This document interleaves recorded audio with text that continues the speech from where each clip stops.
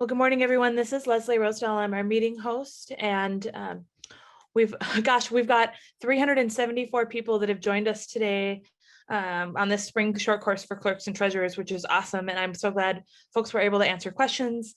I think we're ready for our next speaker, Lucinda. If you want to, you can unmute yourself and take it away. Thank you. Can you hear okay? It's a little scratchy, but try to keep. So it looks like I'm unmuted. Yep, there you go. Yeah. Okay. All righty. So welcome. Today we're going to go through a clerk's adventure. I picked out May because May is a month when we usually are kind of slowing up a little bit. But the purpose of today's presentation is to talk about where you're going to find the answers for questions you have, because you can't always reach a trainer. You can't always reach the state auditor. You can't always reach somebody. So hopefully by the time we're done, you'll be empowered as far as how to find answers. So as a clerk, we all know we have records coming out of our ears. And if we are not careful, when we deal with our records, all of a sudden we have this explosion of records and we are buried under everything. I don't want you to feel like this. We want to make sure and look at the records closely so that we can keep track and figure out the information that we're looking for. In this class, it's going to be important to develop, oh goodness, a typo. Let's just start off right. Anyway, you need to develop a system to help you answer your questions. It does not need to be complex. You want a system where you know how to find the information that you're looking for. It does not have to be complex. I can't reiterate that enough. Don't go trying to reinvent something. It can be as simple as a pen and paper. So let's get back to the beginning. We're talking about May records. You're a clerk. Be really happy about it. You've got fame, you've got prestige. I know I really like the job of clerk. However, most of us all have a moment that we're like, what in the world did I just get myself into? All right. I don't want you to panic. There's a lot of information that you're going to be able to find. So what skills are required to be a clerk? Believe it or not, probably the most important skill as a clerk is to be able to read and understand what is written. That's one of those things that's easier than you think, but it's amazing how many people don't read the directions. The curiosity to keep learning. As a clerk, the laws are constantly changing. Best practices are constantly changing. You heard Lori mention several things in the previous session. Stuff changes, and as a clerk, you need to stay on top of that. So if you don't have a curiosity to keep going and keep learning and keep changing, you may want to consider something else. But if you're okay with constant change, have fun with it and enjoy. You do need some organizational skills. Hopefully further than here's a big box, throw everything in it. We want to be a little more organized than that, but it doesn't have to be complex. You want to enjoy research, trying to figure out what happened and why did they vacate this road. Hopefully it's written in the minutes. It makes your job easier, but if it's not, you're going to be doing some research. There are also some skills that are not essential, but they're really helpful. The ability to use a computer. That is becoming more and more essential as time goes by, especially in these COVID days. The ability to use a computer and understand how they work is pretty key. You need to develop a thick skin, all right? Sometimes people aren't going to like what you have to say for them.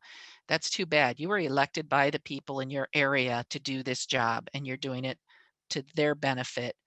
And so sometimes we do need a thick skin. You need some confidence. That's going to develop over time. So don't worry, that comes. Grammar, writing, proofreading, that's something that you're going to need as well.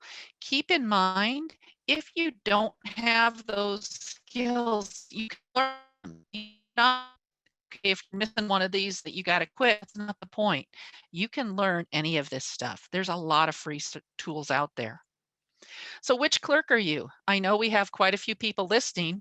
You could be the new clerk. You just took office in March or January, and you're trying to figure out what in the world you got yourself into. What are all these papers? What's it all mean? You could be a confident clerk. You've been here 5, 10 years. Hey, you know what you're doing. You have a pretty good idea. There's still stuff that comes up you don't need. Or you're one of those fine vintage clerks. You've been here more than 20 years. You've seen a lot, you've done a lot, and you're a great resource for a lot of others. So what are some things we typically do in May?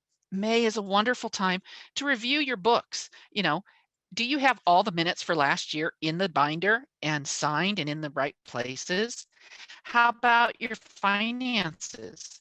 How are you doing so far this year? I know sometimes between the Board of Audit and the annual meeting and the election and wrapping up the year end, some things get behind. Well, May is a great time to make sure you are all caught up to date. Do you have any contracts that need to be reviewed? How about the latest training? You're going to take a look at everything. Is your resolution book in order? Your ordinance book in order? Is everything in good shape? Basically, you kind of get the idea here. Do a review, catch your breath, see what needs to be changed. At the reorg, were there some forms that need to be revised? You know, this is a wonderful time in May to be able to look at things and say, hey, we're going to keep going now. Now I know what I need to do to catch up, and we have a plan for going forward. So let's start by we're going to look at the map calendar. And it looks pretty simple. Now, the new clerks may be wondering where I'm going to find that because it either didn't come to them or they're not quite sure. If you're confident, you got it right here. And those vintage clerks, they already have their dates marked. They got their vacations planned, all of that.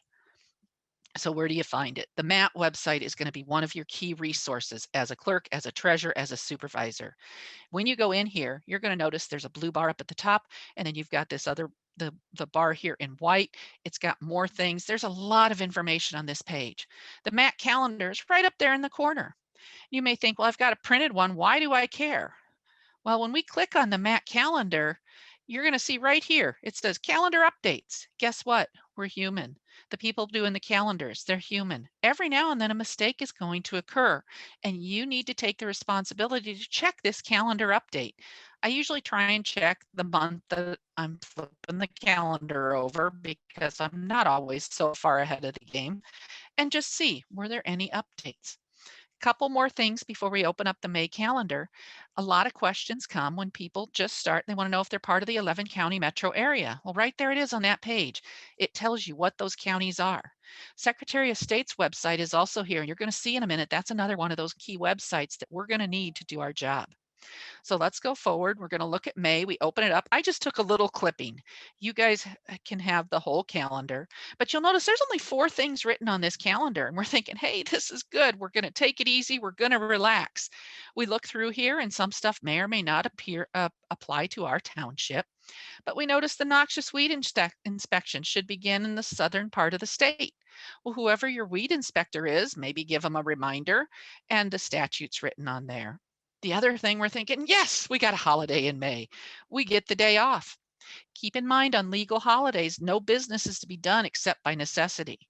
Where this creates issues for townships, a lot of small townships, guess what? Everybody's got the day off. Let's do a meeting. You cannot do a meeting on a legal holiday. And those are right on the MAC calendar. Something else, make sure and read. Remember, I said that's a key skill. It talks about if something's due on the 31st, right there you see that if it's a state date, it's not going to be due till the following day. So read the calendar. There's a lot of good information on here. So as we move forward, we think, hey, there's not a whole lot to do. But guess what? Now we're opening the mail and we just received a posting notice from the school. And so one of the questions that I get is, why did I get this and what am I supposed to do with it? That's when you're going to take a look. Is this a school election? If so, you may need to check out the Minnesota Secretary of State's website. Check out your election calendar. If you don't know where it is, I'm going to show you where to find it right now. You go to the office of the Minnesota Secretary of State. Now in here, there's a lot of things about elections. There's a lot of forms that you may need, but we're looking about an election notice we just got that we're supposed to post, we think. Well, right here, there's a nice little button. You can just click it for the special elections. We get to the special election page and there's some things about statutes. There's some information about COVID-19. And right over here is the button for special elections. So let's click it and see where we end up. Guess what? May 11th, there are several special elections going on. Here we see a special election for Credit River Township. They've got a vacancy in office. Down here is my township, Becker, and the school district has a special election going on. So all of a sudden, my May with absolutely nothing going on might be a little busier. So we're going to go under election administration and look and see and just talk about a few things before we keep going forward.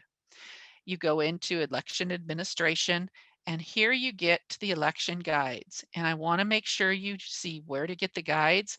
You'll see the calendars are there, the election laws, election equipment, all sorts of information is in this election administration area. I'm not going to go through the whole election calendar with you. You can do that, but I am going to go through the election guides. When you click there, you'll notice there's a lot of election guides out there.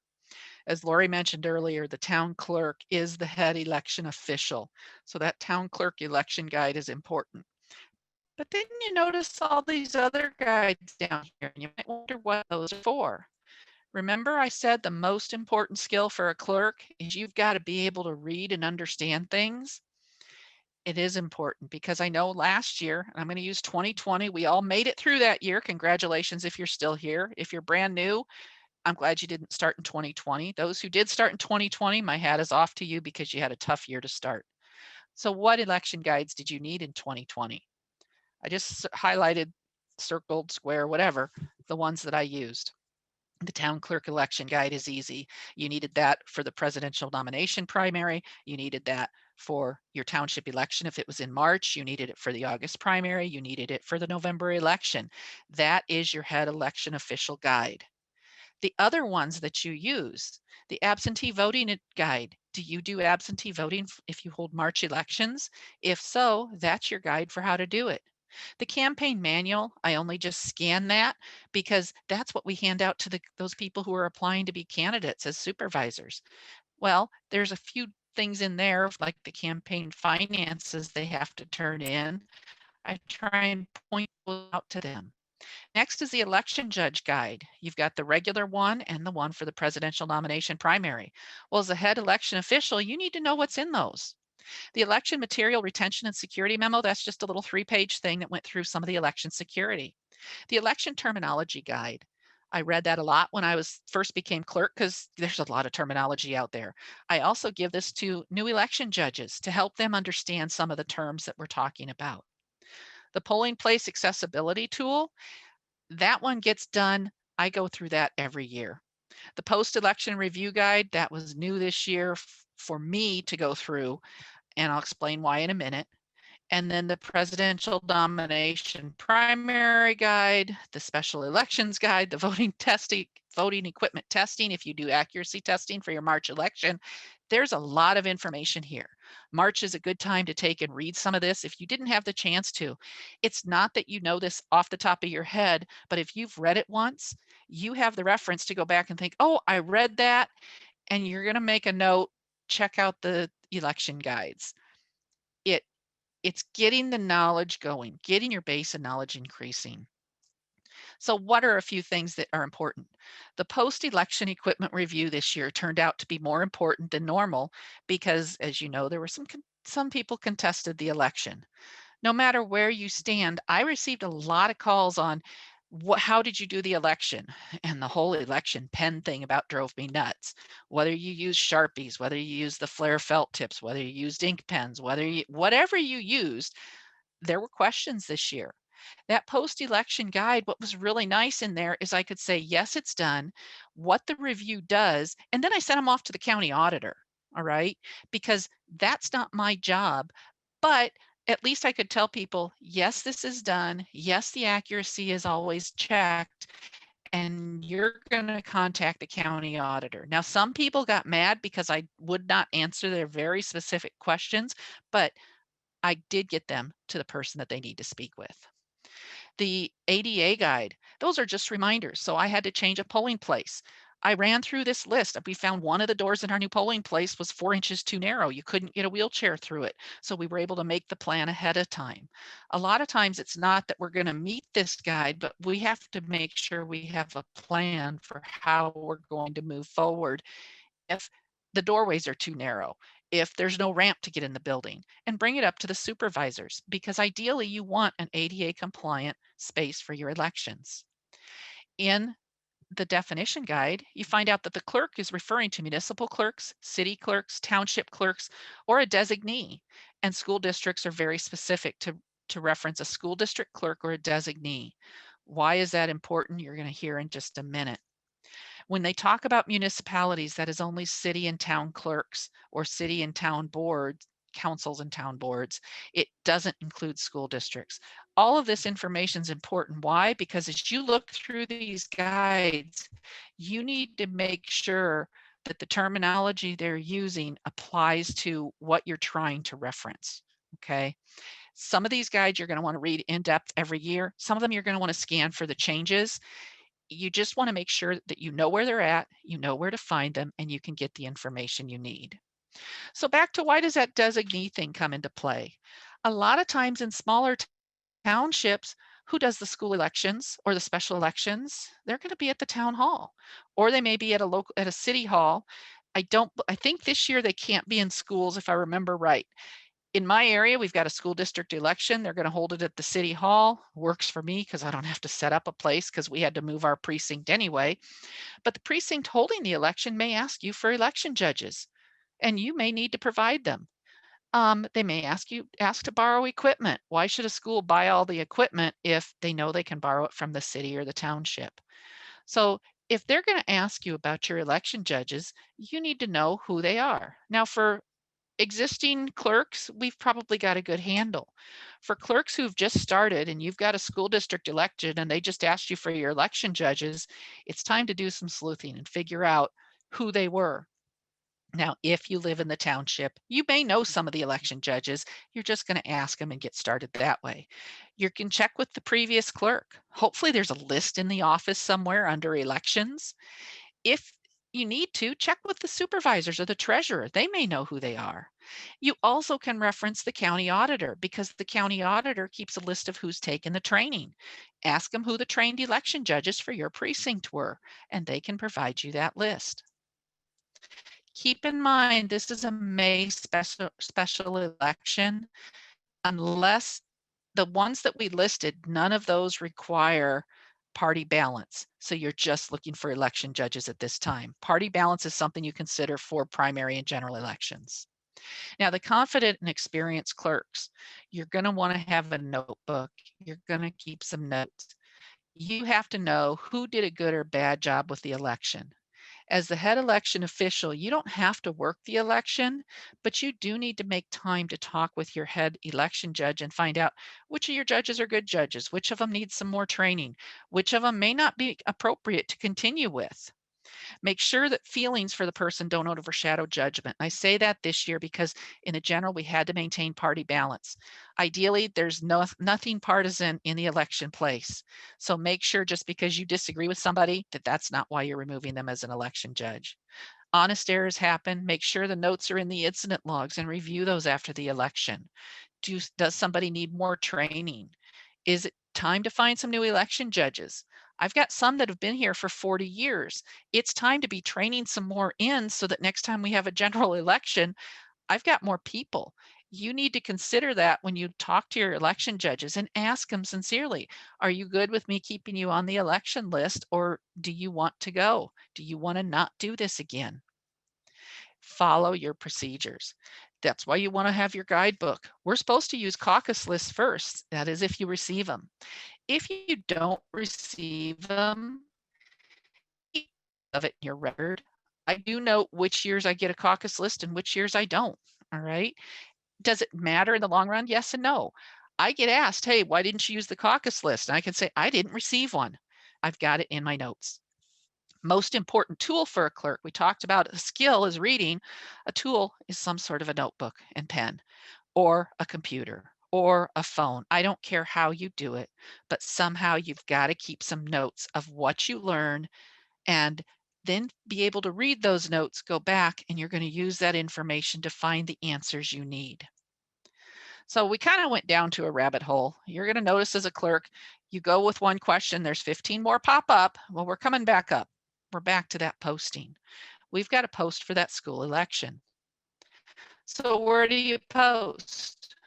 Well, if you've been here a while, you know where your posting locations are, or you're done with it.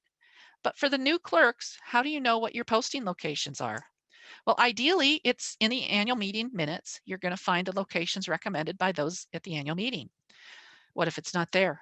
That comes up more often than you would believe, but it comes up quite often. Well, here's another rabbit hole. We're going to jump in real quick and I'll be right back. One of the biggest dangers for confident and fine vintage officers is complacency. We get going, we know what we're doing, we're not going to bother researching, we're not going to bother checking the rules out again. Don't forget that every law and regulation may change. The best practice recommendations may change on a yearly basis, and it's important to take the time to review. You want to check document updates every year, because just because we did it one way in the past does not mean that's the way to keep doing it. One big example is going to be our annual meeting. You find this in the MAT library. Our annual meeting checklist, I review mine every year, and I check the MAT website. I don't print one off and leave it in file forever, because that gets us into that complacency issue. You look at this one, and this is 2018, all right? It's document TM 6000. It was revised March of 2018. That's the one you wanted to use for this year. I know somebody stopped and they had a 2015 version. Well, some laws had changed, so they weren't using the most up-to-date. So always make sure and check the library to make sure you're using the most up-to-date version. Look at those dates. They're on there for a reason. So now we're back to where we were. Ideally, the reorganizational minutes will have indicated in them where those postings are located, whether it's the town hall, whether it's the post out by the grocery store, wherever it is, they have at least 1, 3 are recommended. You're going to ask the other officers. If it's not written, you're going to have to ask, where do you guys usually post? And then the next meeting that you're in, you make sure it gets written in those minutes as to where the posting locations are. That way you know where to hang it up. So back to that notice, now you know where to put it. So now that you've hung it up, is there anything else you've got to do? Yep, your affidavit of posting. You can find it in the MAT library, the document number's right there. Make sure that you fill it out as far as your name and the township and all of that.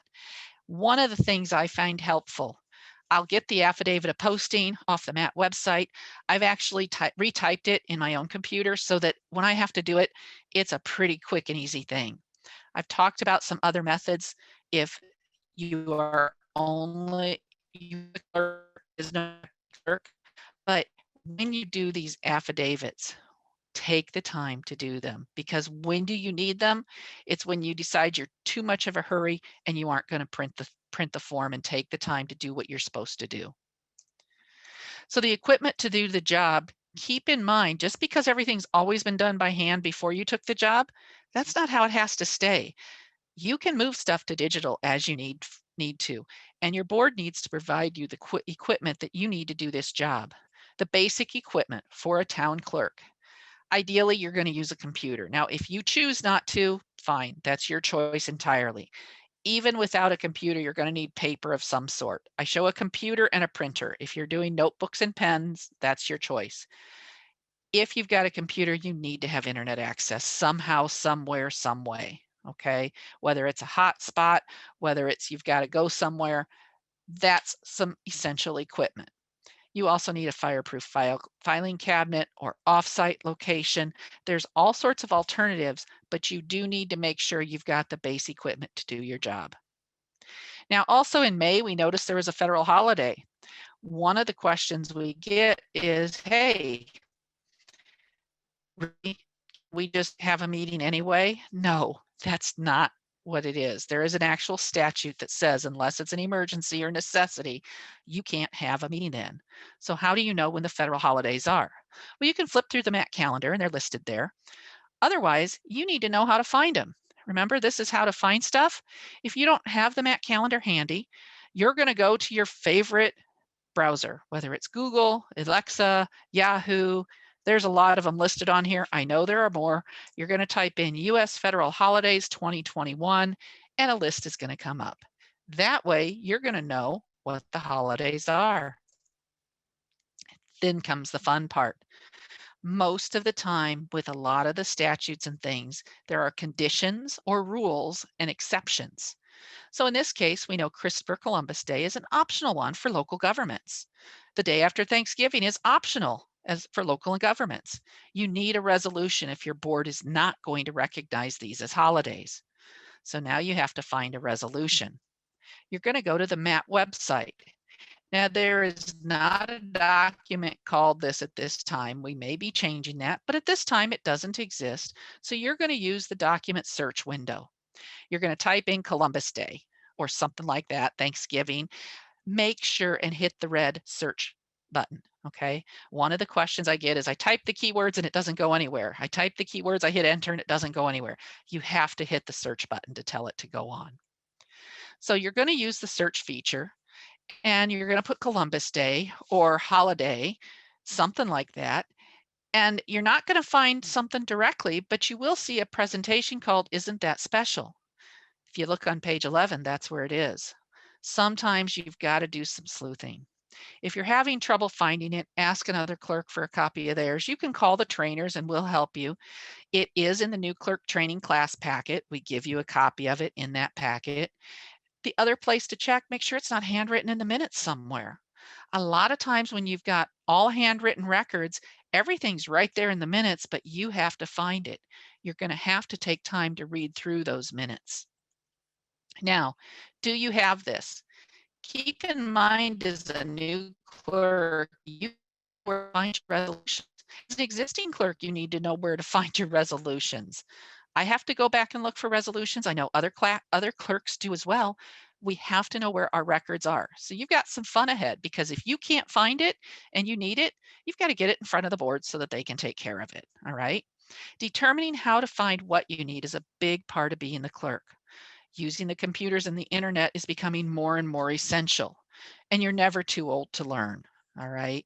That's one of the fun things about this job. I love being a clerk because I do like an ever-changing environment. So keep in mind, with the internet coming up, you need to meet your new bestie. Just like milk and cookies, you need to know how to use your internet browsers.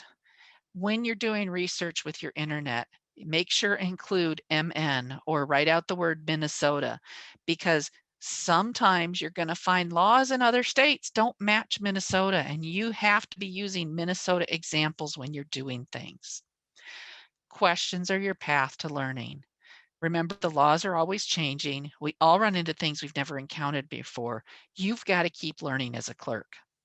Some more resources, and I've got 3 or 4 more pages of resources to give you yet. Read the instructions. When you're on a page on a website, please take time to read it. There's a lot of good information there. It's going to help you figure out other questions you may need to ask. There will be hints to find more information. You're going to use different search engines, and you're going to bookmark sites that you need often. I'll show you the reviser's site here in a minute. That's one that I go to more than I ever thought I would. I didn't know what it was before I became the clerk.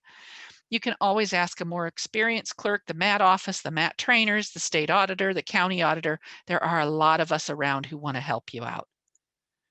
Now, with the reviser of the statutes, right here is the site. You're going to be able to take and see everything on this site as far as statutes go by clicking in the blue numbers, and then you can run PDFs. A lot of us have those blue law books, which are wonderful. I love the index in there, because with that index, I'm able to talk and figure out at least where to go look. Not that I'm making the decisions, please don't think that's it, but I am looking to figure out, okay, here's the section of the law book. I may have an idea of the statutes, and I give it to the supervisors or an engineer or somebody else. I may print it. If you do a lot of right-of-way stuff, the 168.22, we print and give that out to all sorts of people. That's just one I remember because of how often I have to print it. But those blue law books, the index stays the same, but remember, those law books were printed, I don't remember what year, and statutes have changed. So they're a great reference tool to start, or if you don't have the internet, but the information that is the most current, you need to go into statutes and make sure you're on the right year, okay? Because they do change. All right. So a couple more informational things. Have you subscribed or visited for the CTAS newsletter? there's a CTAS newsletter, and there's weekly updates from the Office of the State Auditor. I'll show you where to find those in a minute. Minnesota Management and Budget, I gave you their phone number and email address is on that handout for the class. How about the MAT Constant Contact? Have you made sure they've got your email? That is really useful when there's different things coming out and about that you need to know about. Fusion Learning, it was GTS, but if you do planning and zoning, that's another site that's got updates and tells you about different classes going on. The Minnesota Department of Revenue, there's a lot of payroll education in there. There's sales tax classes. There's a lot of information. You need to take time to read through those websites. How about the Office of the Revisor? We just went through.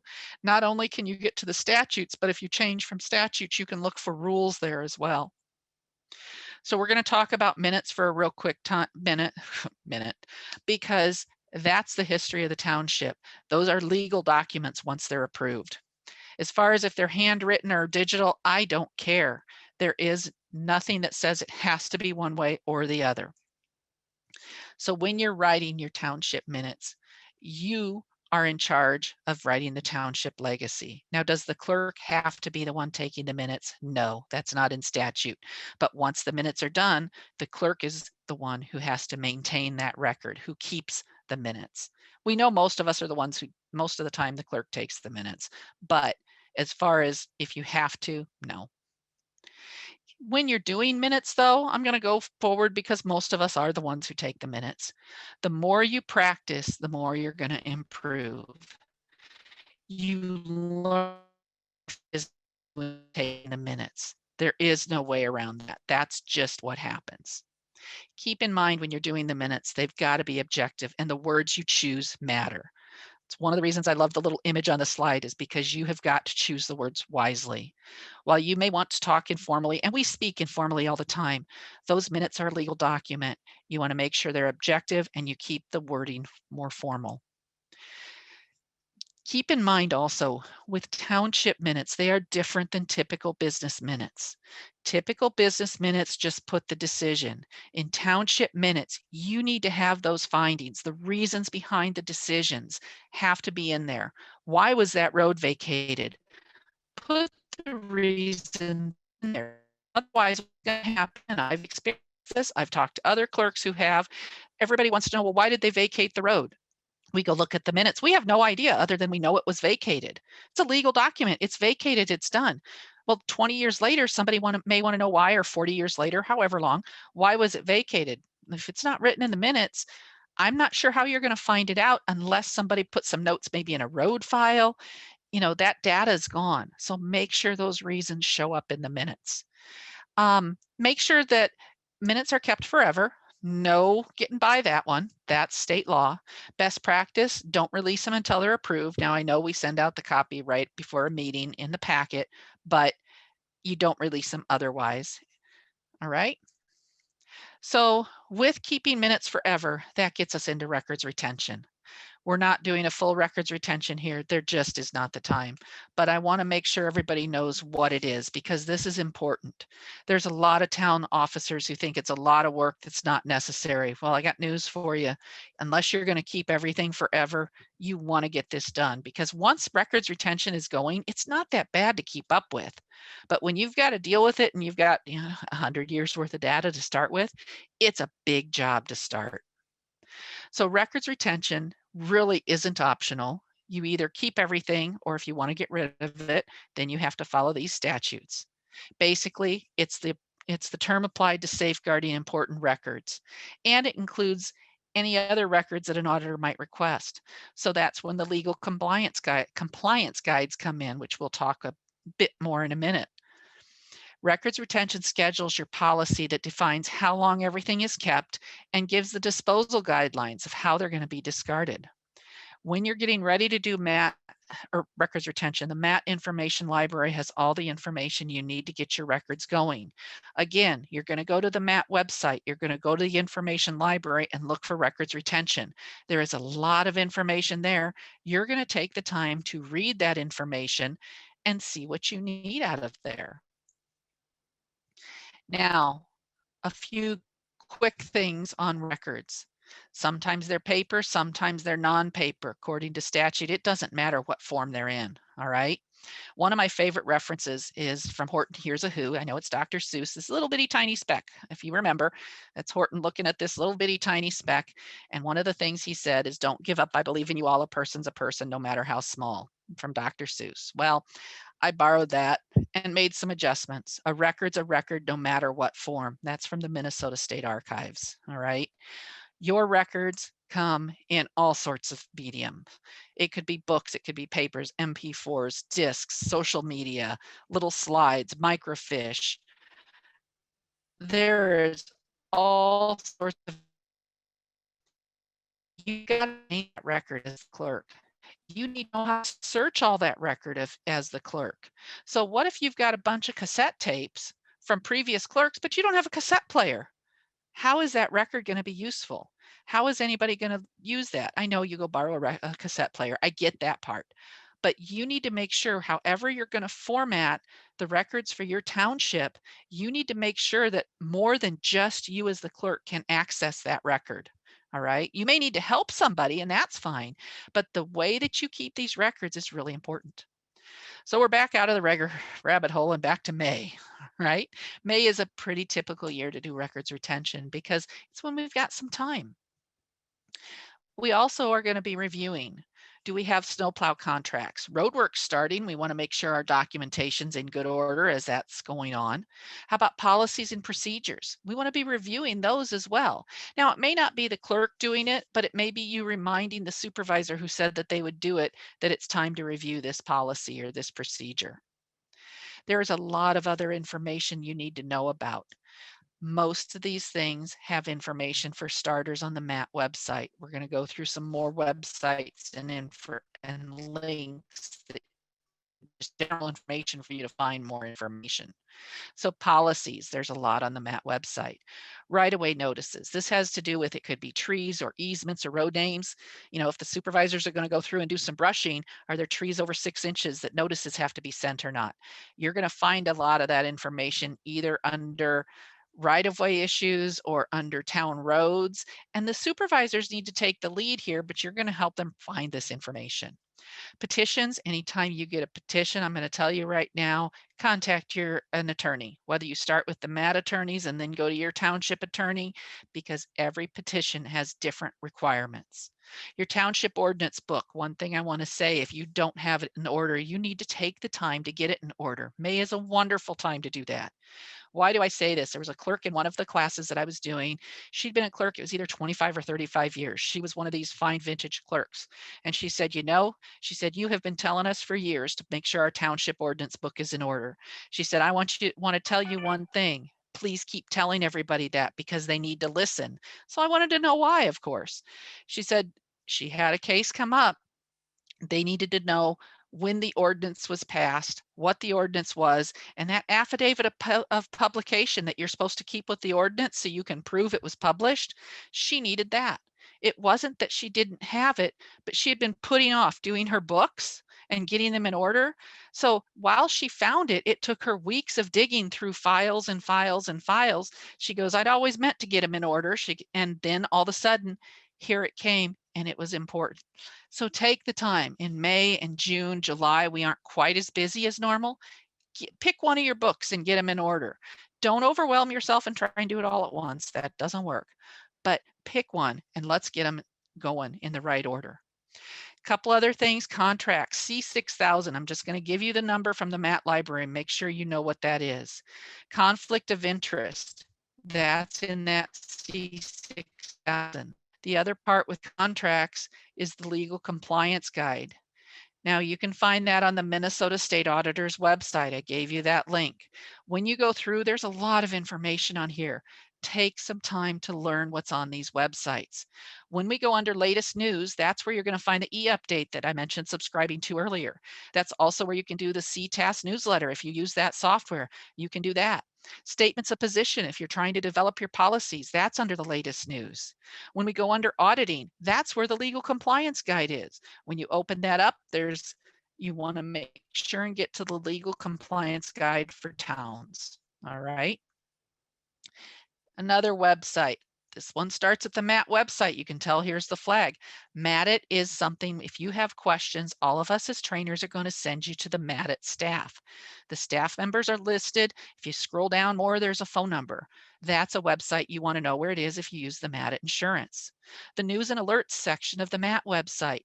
This is something that's very, very useful. Those of us in 2020 discovered exactly how important this was because there were always different little alerts popping up here where we could go, the Tuesday conference calls where we get information, local board of appeals training. We can click into these, and then when it was CARES report time, the link to the CARES report that we needed to fill out and file back in November, December, I don't remember when it was due now, but the link to that report was in here. So these news and alert boxes are not little things to ignore, they're things to know what's on there. Direct your supervisors too, because there is so much information. It's not the clerk's job to know everything. Okay. I don't want you thinking that. You need to sometimes train the supervisors where they're going to find something. All right. Now, if you go to the seminar web, which is up at the top there, you're going to get to the course catalog, and there's some self-paced online things. There's some live webinars. These trainings, yes, you pay for them, but the township should be paying for them so that you can learn. Until we can meet in person again, this was a good option. We could get some information out. The nice thing with these classes is you can always hit pause and rewind and re-listen and then send questions into us. We don't mind answering questions.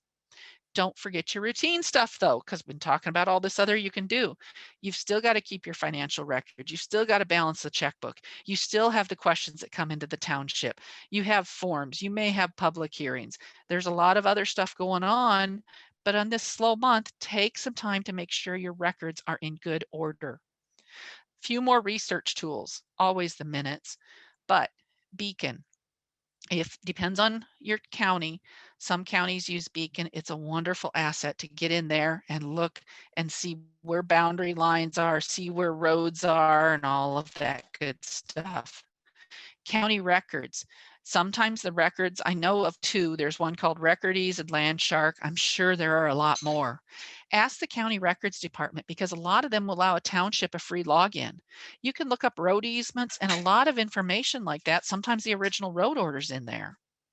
Google Earth, that's a great way to look at different images. Your county public works, look at your county website. Some of the counties have road records and information right online. They'll have maps of your township. There is a ton of information out there. You need to take some time to look at it. The resolution book, if you don't have one, you should. Your road books and files, if you've got them. Your ordinance books, if you've got them. More research tools, and I'm going to flip through this one a little faster. Files, previous officers' memories, town maps, don't throw out the old ones, you're going to need them. History Center or Society, adjoining township records for town line roads. Your township attorney, sometimes you aren't even going to know what to research. Your township attorney can tell you. There's going to be more as you find, as you learn, and as you grow as a clerk. Keep notes in a notebook of what these things are. Remember, records are a statutory duty, and the clerk is the keeper of the records. That means you. You need to know where the records are. You need to know how to find them. Write down your system. Make it easy for somebody else to determine where to find records. So in ending this presentation, and then I'll get around to questions, two things I want you to remember. Have a notebook and a pen or computer, however you want to take your notes, and enjoy the job of being a clerk. It's a lot of fun. I love learning new things every day, and I hope you do too. So that is it. And I'm going to open up the question and answer boxes so that I can see what's going on. And I'm Great. cutting. Lucinda, that was great. I just we've got so many questions and I want to stay on top of it. So I would encourage people that have a question, go to the little Q&A box on the bottom, not the chat, but go to the Q&A and then you can put that in. And then for Lucinda, just so we can keep track and I don't mess you up, when you answer it, just click on the answer live and then click done, and then that'll move it to the answered question. Do you know what I mean? So then Oh, you okay. can, Yeah. you can handle that. So then Do I I won't, need I do won't I mess need to you up. type the answer, or can I just You know answer what? the? You can, but it may be just easier for you to answer live. You know what I mean? So, Okay. and then All I'll kick right. it over to the answered question. So, Okay, so we're going to start the first one here. It says, do you have a specific timeline for claims to be submitted? Ideally, the town board is going to support you and set that. at least 3 days before the meeting. Ideal. That doesn't mean they can't change that. All right. Next, new to the role, Board of Audit, explain what it is. I think Lori answered that one, so I'm going to go ahead and move that one over. All right, thank you, Elizabeth. I'm glad you like the visuals. Lori, in fall 2020 Township Insider, it says the current weed book is available at training sessions. Since we are not, can it be sent to my home? This was brought up. All right, for the weed book, yeah, go ahead and email. Good, Scott answered that. So you know how to get a hold of your weed book. We rely on county election judge training for this information. Is that a mistake? All right, so Mary, for the county election judge, yes, you rely on them for the training.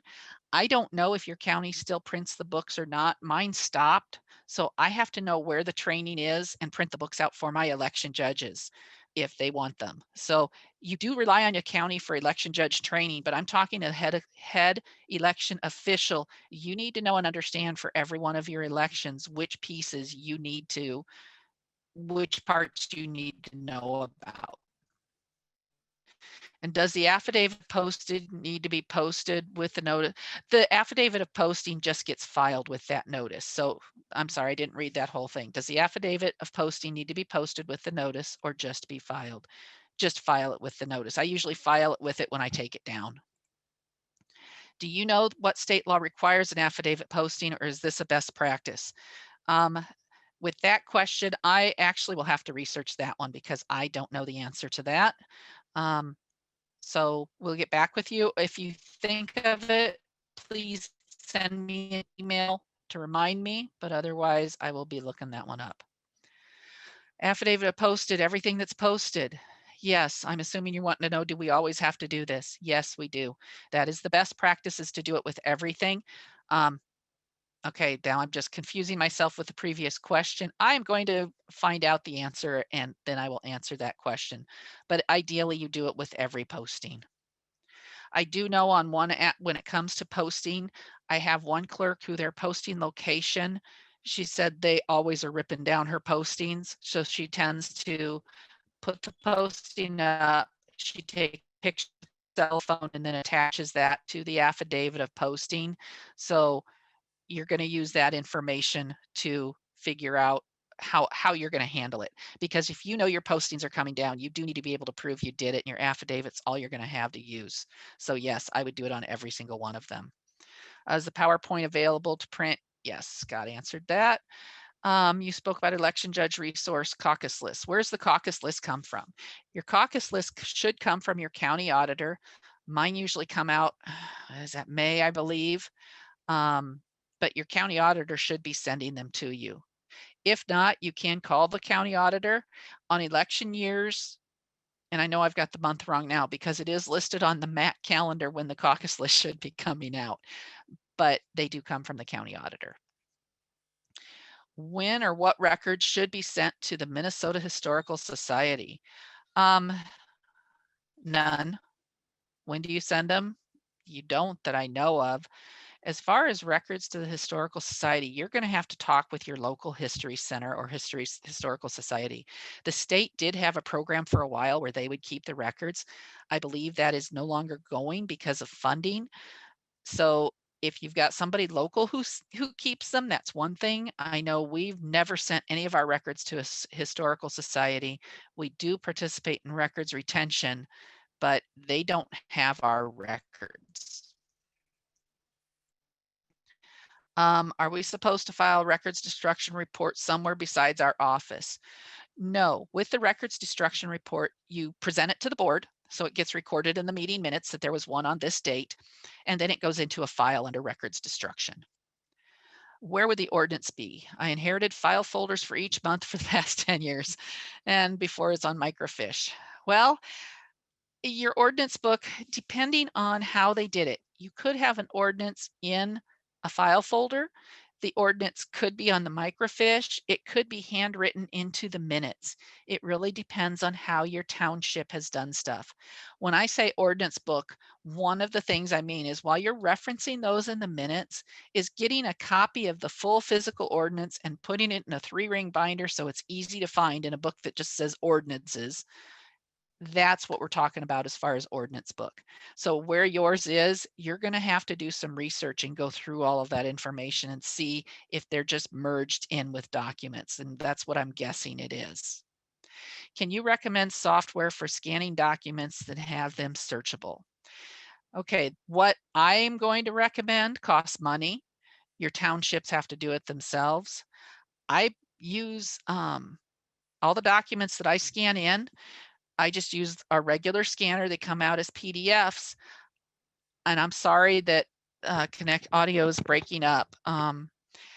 Anyway, for the software for scanning, I get them turned into PDFs. My township actually bought Adobe Acrobat so that we can edit and text recognize everything. It makes things easier. We can figure out where stuff is. And I just use the regular word search for most of the things, or the file explorer in Windows. Once that stuff's text recognized, it can find the documents for me. It's a lot of money to buy Adobe software, but once you've bought it, keep in mind there is government pricing out there. So make sure you're looking for the government pricing on that. Next, in the Township Insider, notice must include the first and second alternate dates. I could not find more than just the first alternate date must be published in the Township Manual. Should we be publishing and posting with both alternate dates? I have never published more than one alternate date. I will have to go through and verify that I've been doing it right, because I make mistakes too. I know the first alternate date has to be published. The second one usually is within 30 days, so I don't know how you would publish that at the same time, but the first alternate date must be published and posted, yes. Explain the affidavit of posting. Do we fill that out for everything we post, and do we have to request this? Okay, for the affidavit of posting, that's nothing to do with the newspaper. Those are the ones you hang up in your town's posting locations. And the affidavit of posting is just a confirmation. Yes, I posted this as clerk. You're signing an affidavit that you actually did this, and then have that notarized. So we can pass a resolution so we can meet on Columbus Day and President's Day. Kathy, yes, you can. The documents are in the Matt library, and that way you can meet on those two. President's Day, no. President's Day is optional. Columbus Day, yes, you can meet then. President's Day is a federal holiday. It's the day after Thanksgiving that you can also choose to meet on. Next, the county set up the Board of Equalization at the town hall, but we're going to change it to a teleconferencing meeting. Can I publish the meeting at town hall, but just post the change to the teleconference meeting? As far as legality, that's going to be one to check, double check. Steve, I know, is talking later. Ask him that question. But as far as if you're changing it to a teleconferencing meeting, I would publish and post it.